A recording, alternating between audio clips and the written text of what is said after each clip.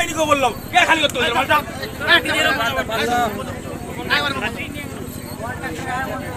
বন্ধ করে করে এই জিনিস করে ভুল হয়েছে আমাদের। তুমি কন্ট্রাক্টরটা কোথা তাকে ডাকো না, সে সকাল থেকে আমাদের তো কি অবস্থা হয়েছে। কখন এসছে?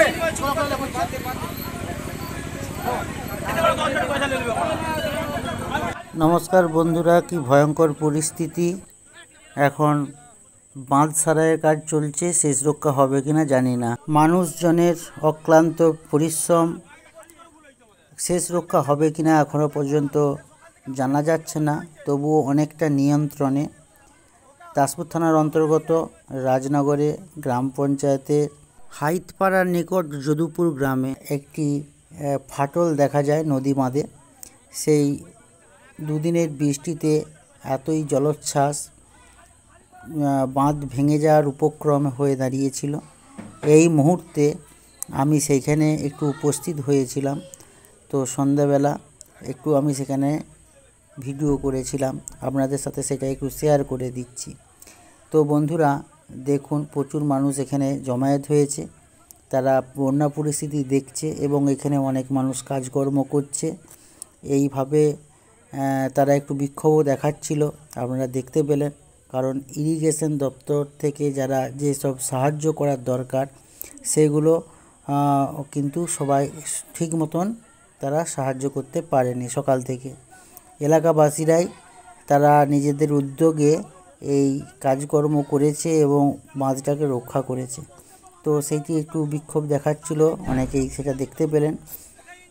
তো এইখানে কতটা ফাটল হয়েছিল সেটাও আপনারা দেখতে পেলেন।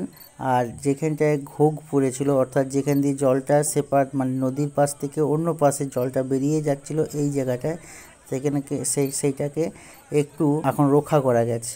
তো যাই হোক, আপনারা দেখতে পাচ্ছেন ফাটলটা কত বড় হয়েছিল। তো শেষ মুহূর্তে কি হবে জানি না, কিন্তু জল এখন আপাতত স্থিতিশীল বলতে পারা যায়। জলের চাপ আছে, কিন্তু যে করে হোক এখনও পর্যন্ত রক্ষা করা মানে রক্ষা করেছে গ্রামবাসীরা মিলে। যে বাঁধটা মোটামুটি এখনও পর্যন্ত যদি এর থেকে বেশি জল না বাড়ে নদীতে, তাহলে বাঁধটাকে অনেকটাই রক্ষা করা যাবে। কারণ এই বাঁধটা ভেঙে গেলে বিস্তীর্ণ এলাকা একবারে জলমগ্ন হয়ে যাবে। তাই গ্রামবাসীরা জীবনপণ করে বাঁধটাকে রক্ষা করে চলেছে। এখনও সারা রাত বাকি আছে, যদি কিছু ঘটনা ঘটে যায় তাহলে দাসপুরের দুটো ব্লক, 1 নম্বর ব্লক এবং 2 নম্বর দুটোই এফেক্ট হয়ে যাবে এই বাঁধটা যদি ভেঙে যায়। তাই যে করে হোক অনেক কষ্ট করে মানুষজনেরা বাঁধটাকে রক্ষা করলো। জানি না শেষ রক্ষা হবে কি না। তো আপনাদের সবটাই একটু অল্প করে তুলে ধরলাম, যদিও সকালের দিকে আপনাদের সঙ্গে কিছুই তুলে ধরতে পারিনি। সকালবেলা বহু কাজ হয়েছে এখানে, কারণ সকাল থেকেই এইটা লক্ষ্য পড়েছিল বলেই রক্ষা করা গেল। তো যাই হোক, আপনাদের সাথে যতটুকু পারলাম একটু শেয়ার করলাম। পরিস্থিতি খুব ভালো নয়, চারিদিকেই বন্যা বন্যা বন্যা। তো তার মধ্যে এই বাঁধটা যেহেতু রক্ষা করা গেছে, আর কালকে গভীর রাতে অর্থাৎ ভোর রাতের দিকে এর উল্টো পাশের নদীর সামাট এবং হোসেনপুর গ্রাম, সেই জায়গাটায় কিন্তু ভেঙে গিয়েছে এবং সেখানে প্রচুর জলোচ্ছ্বাস হয়েছে। তো সেটাও একটু আপনাদের সাথে শেয়ার করছি, আপনারা লক্ষ্য করবেন। তো সেটা কালকে রাত্রেবেলায় ওই জায়গাটা এফেক্ট হয়েছিল হোসেনপুর এবং সামাট গ্রামে। সেটাও রাজনগর গ্রাম পঞ্চায়েতের অন্তর্গত, দাসপুর থানা, পশ্চিম মেদিনীপুরে। পঞ্চায়েত প্রশাসন থেকে চারিদিকে মাইক প্রচার করা হয়েছে, মানুষজনকে সতর্কবার্তা দেওয়া হয়েছে।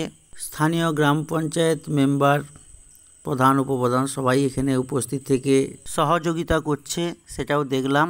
আর গতকাল রাতে যে বাঁধটা ভেঙেছে আপনাদেরকে বললাম, সেই বাঁধটা যখন ভাঙে সেইটার একটু ভিডিও আপনাদের সাথে এখন শেয়ার করছি, আপনারা দেখতে থাকুন। সামাট অগ্রগামী সংঘের ফুটবল গ্রাউন্ডের উল্টো দিকে বাঁধ ভেঙে জল প্লাবিত হয়ে যাচ্ছে। দেখতে পাচ্ছেন বাঁধ দু টুকরো হয়ে গেছে, দুভাগ হয়ে জল যাচ্ছে। দেখুন গ্রাউন্ডের ওপর দিয়ে জল বেরিয়ে যাচ্ছে। কি প্রবল স্রোত।